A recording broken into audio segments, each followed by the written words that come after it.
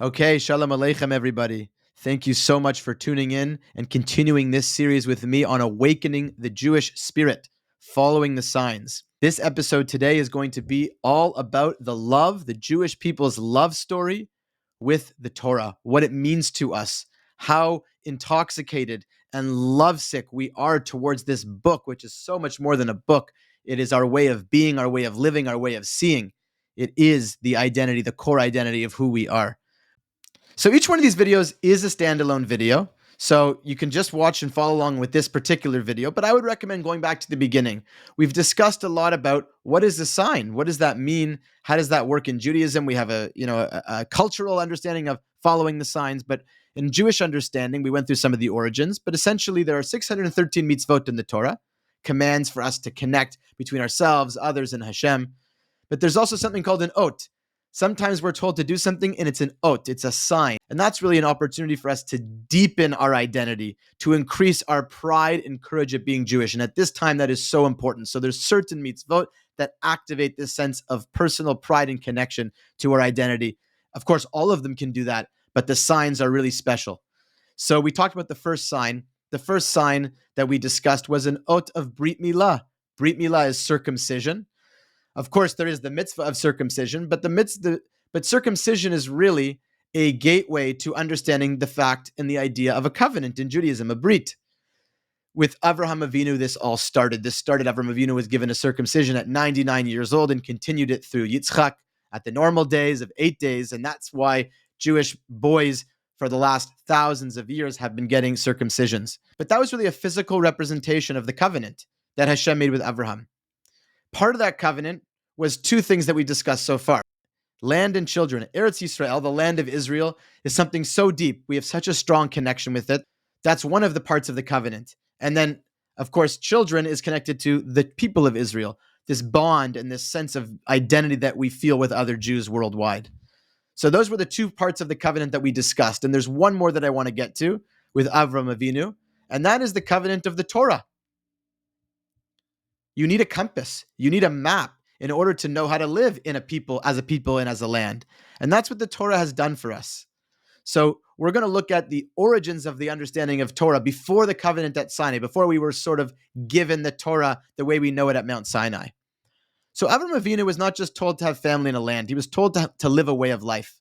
Hashem says something fascinating to Avraham way at the beginning of Avraham's journey. He says, Ki yedativ leman asher yitzaveh es banav es beiso acharav v'shamru derech Hashem lasos tzedakah u'mishpat. So Hashem is saying in the Torah exactly why he chose Avraham. It's so that he's going to teach children, of course, that relationship with children, teach them what? The derech Hashem of tzedakah u'mishpat. We won't get into the full details of those meanings. We'll get into a little bit of it, but basically, tzedakah, righteousness or charity, and mishpat, justice. This is why Hashem chose Avraham, and this is really what the Torah is about. Hashem is teaching us instructions, and he wants us to teach those instructions, the derech Hashem, the path of Hashem. That's the Torah. This was the third part of the covenant, land, people, and a way of life. It started all the way back with Avraham Avinu, way before the Torah was given at Sinai. And just to make a very long story short, Avraham lived during the time of the city of Sodom. This town, this city, was involved in incredible corruption and lawlessness, the way that they treated poor people, the way that they treated the needy, all sorts of things that you could not possibly imagine. Outsiders, it was really disgusting. We're not going to get into all the details of that. But suffice to say, Hashem really wanted to get rid of this city and the people in it, the wicked people in it. And aside from what ended up happening, Avraham was getting into a conversation, a bargaining session. Hashem, are there any innocent people in there? And what he's saying is, Hashofet kol haaretz lo yaseh mishpat. Will the judge, the shofet of the whole world not do mishpat, justice? Avraham just had this sense that the world needs to run properly. There needs to be justice in the world. And this sense that we have, the way that, Rabbi Sacks Zt'l always quotes Albert Einstein, that the Jews have this fanatical love of justice. It starts with Avraham Avinu's question. Hashofet kol haaretz lo yaseh mishpat. It applies all across the board. We care, we're passionate about this world being a good, habitable place. That's the first reason why Hashem chose Avraham. So the other reason that Hashem chose Avraham, very simple, chesed, loving kindness. This is In this one sentence that we have here, we're going to see a whole backstory about what it really means to be a person of chesed, like Avraham was. So let's read this very simple sentence, and then we'll learn a backstory that'll be fascinating. So basically, one day, Vayera alav Hashem be'elnei Mamre. Hashem appears to Avram in the plains of Mamre. Other than the fact that it's mind-blowing that Hashem appears to a human being, other than that, pretty ordinary. Hashem appears to Avram, starts to talk to him. And what's Avram doing? V'hu yoshev pesach ha'ohel kechol mayom. Avram is sitting at the entrance of his tent in the heat of the day. It sounds like a pretty descriptive, ordinary story. Avraham is visited by Hashem, and Avram is sitting at the entrance of his tent. But that is the beginning of a really fascinating understory. Let's look at this first part of the sentence. Vayera alav, Hashem appears. Okay, sounds ordinary, but really there was something going on. That day that Hashem appeared to Avraham was the third day after he got his Brit Milah. Avraham was sick, not feeling well, because as we see in the text, right before this section, talks about how at 99 years old, Avraham finally gets a circumcision. Hashem says it's time for Brit Milah. And he's recovering. It's probably very hard. There wasn't good anesthetics then. And he's probably recovering and not feeling his best. So when it says that Hashem appeared, it's really because he's visiting Levakera Sachola. He's visiting Avraham, who, as Rabbi Chama Bar Chanina says, Yom Shlishi. It was the third day after the Brit Milah. Uba HaKodesh Baruch Hu v'sha'al bishlomo. Hashem went to go see and inquire after his well-being. It's so fascinating because in the Torah, we have halachas, we have laws that are very explicit. Do this and don't do that. But Rabbi Sacks Zt'l points this out so well that that's the halachic system, but we also have the Agadata system, we have the Agada, the stories. And with the stories, sometimes laws are given without any specific explicit wording.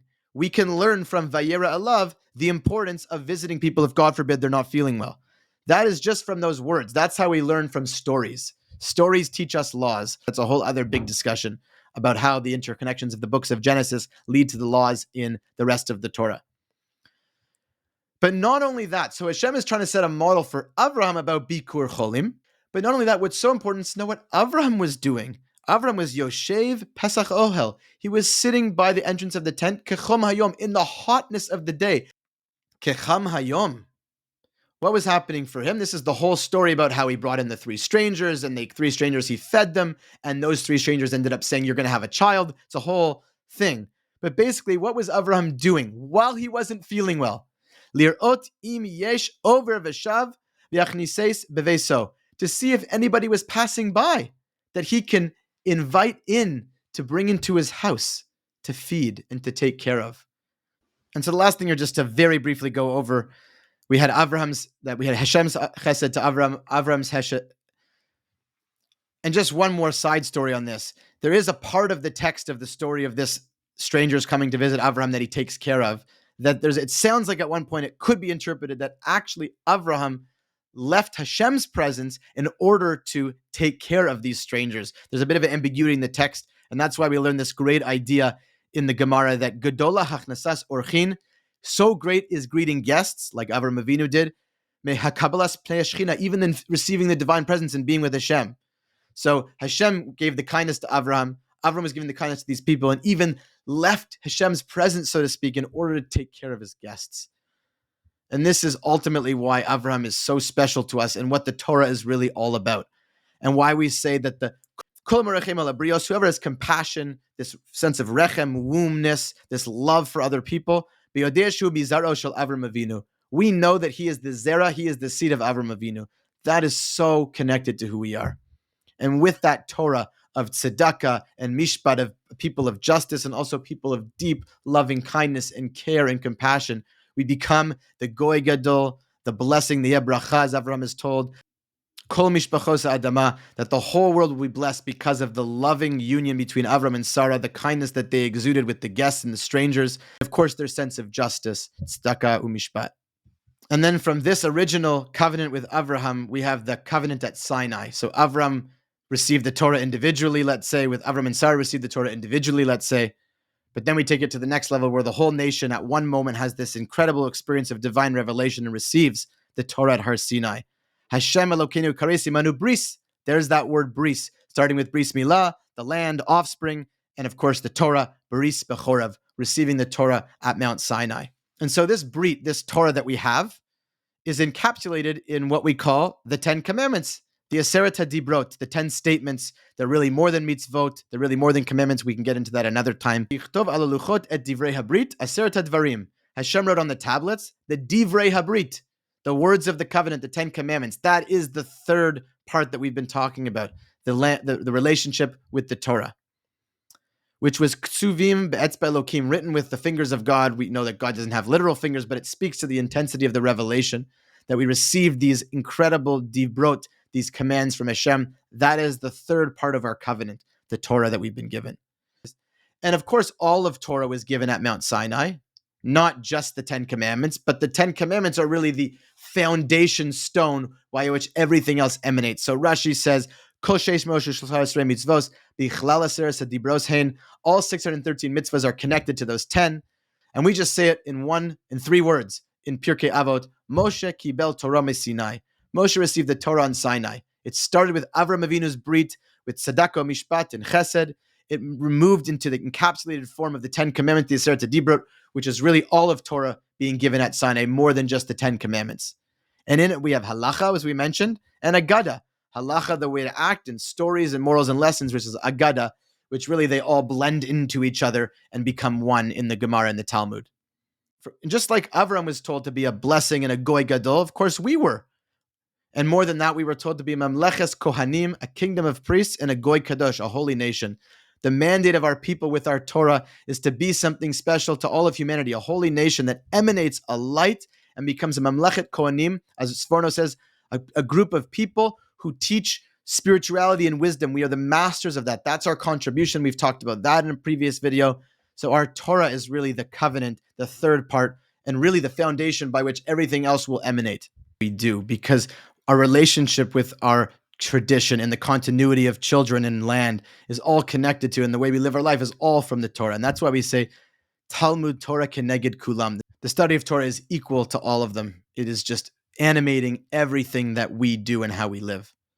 And so let's just talk a little bit about its impact. There's a bajillion things that we can do to talk about the power of Torah, and really all of this is Torah. Everything we've been doing is Torah, but I just think a little bit of just a taste of what the Torah is meant to do in terms of how it's meant to impact us.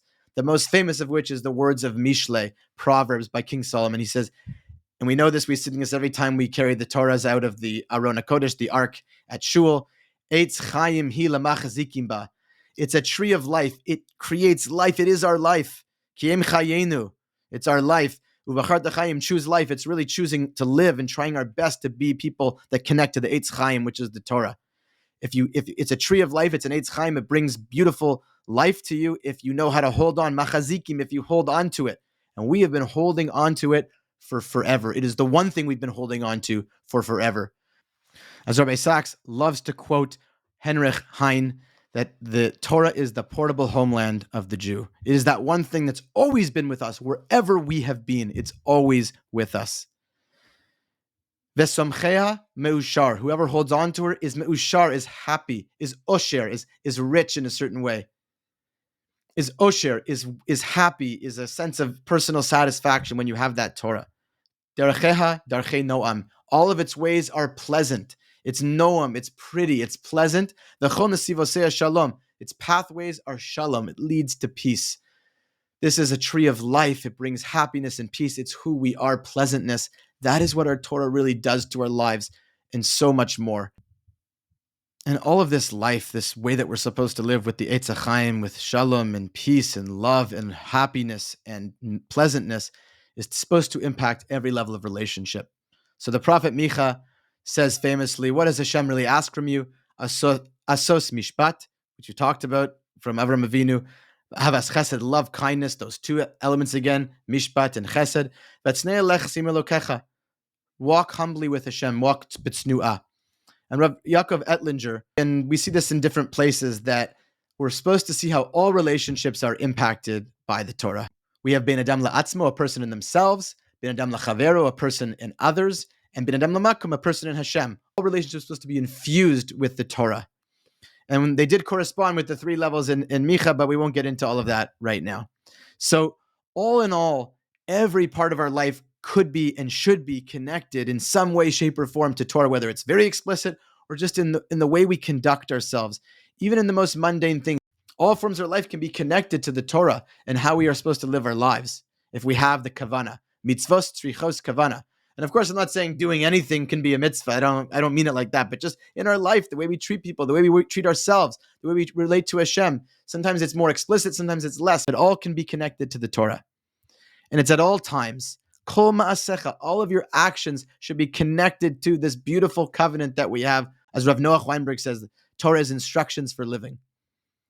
It's really the Jewish way. And it's meant to emanate from there, from the way that we live, to the rest of the world. That's why we say that the Torah is chachmaschem uveneschem le'enei ha'amim. It's really our wisdom and understanding in the eyes of all the world. The whole world is really judging us, evaluating us, whether we see all this stuff else going on about how we're being judged and evaluated. At the end of the day, it's our Torah and it's our spirituality, which is supposed to infuse our very identity and become our mark of excellence in this world. And it's a forever journey. And we're told in the book of Yeshua, Vehigiti bo yomam v'layla. Meditate on it. We say that every night in tefillah, day and night. It's a forever journey. It goes on forever, and it will bring matzliach. It will bring success. Why are we here today? Why are the Jewish people here? You can say it's this, it's anti-Semitism, it's all these other things. At the end of the day, we're here because of our Torah. Our Torah is the only thing that's been sustainably ours since the time of Avram Avinu until now. It's our identity marker, and it's the part of who we are that we carry in every time and every place. And it's always open to discovery. Hafoch ba v'hafoch ba, as Ben Bagbag says, turn it over and turn it over to ki dechola ba, all is found in it. So practically what we can do is engage in Torah study, learn it in order to improve our relationships with ourselves, Hashem, and others, and just to see Torah values in everything, but really an immersion in the Torah life, making time every day. Kovea itim, this idea of fixed times to study the Torah. It's a part of who we are. It's our Jewish genius, and it's what we need to continue to do as the third part of our covenant in sign number 1. We're going to continue our series in sign number 2 next time. Thank you so much.